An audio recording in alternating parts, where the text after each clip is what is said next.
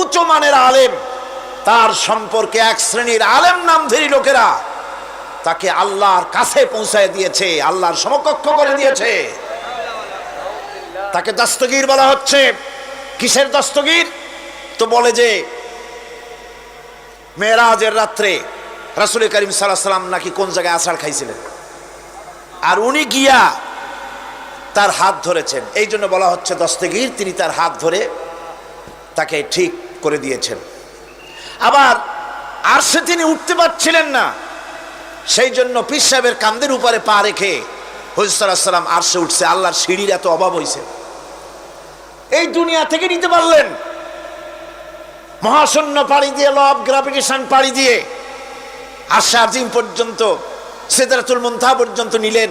আর ওইখানে বড় পীর সাহেবকে লাগলো তার কাঁধের উপরে পা দিয়ে তিনি উঠবেন।